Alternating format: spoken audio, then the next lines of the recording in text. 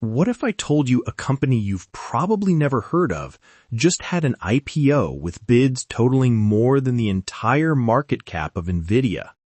That's right, $4.54 trillion. That's the staggering amount of money investors threw at a Chinese GPU startup called More Threads. It was oversubscribed by more than 4,000 times.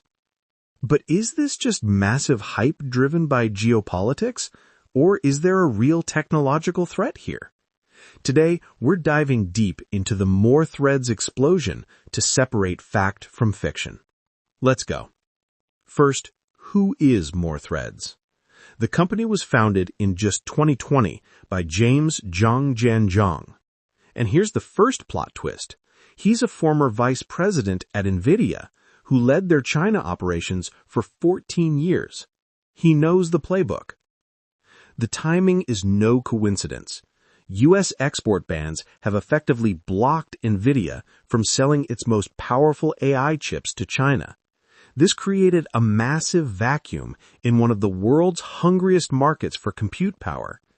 Nvidia's market share in China for high-end AI chips went from over 90% to virtually zero almost overnight for its top-tier products.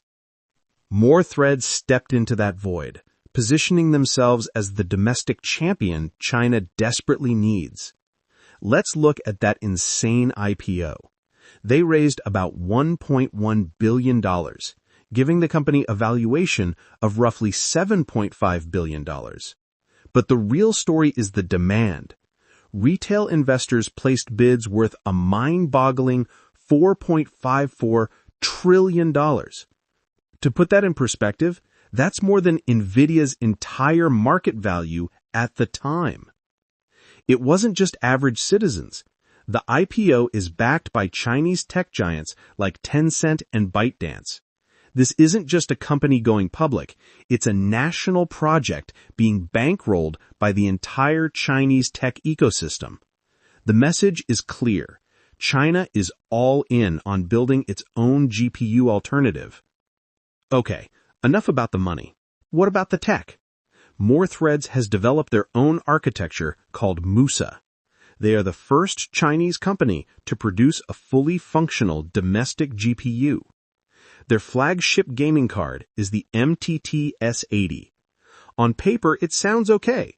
4,096 cores, 14.4 teraflops of performance, and it's even one of the first cards to support the superfast PCIe Gen 5 interface. They also have a data center GPU, the MTT S3000, aimed at AI workloads. But here's where reality sets in. Independent benchmarks of the S80 have shown performance closer to an Nvidia GTX 1050 Ti, a budget card from 2016. It also struggles with high power consumption and driver compatibility. So we have a 2025 IPO with 2016-era gaming performance. That's a massive disconnect. Now for the ultimate reality check. Let's compare them to Nvidia. Nvidia is a $4 trillion plus behemoth with over $130 billion in annual revenue. More Threads is still unprofitable with revenue in the range of $100 million. In the AI space, Nvidia is absolutely dominant, holding over 90% of the market for training and deploying AI models.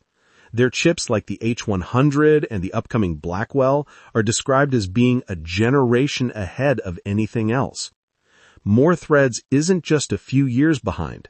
They are multiple generations behind in terms of raw performance, power efficiency, and crucially, the software ecosystem. Nvidia's CUDA platform is a massive moat that took decades to build. More Threads Musa has a mountain to climb to catch up. So, is More Threads an Nvidia killer? Today, absolutely not. The technological gap is an ocean. But to dismiss them would be a mistake.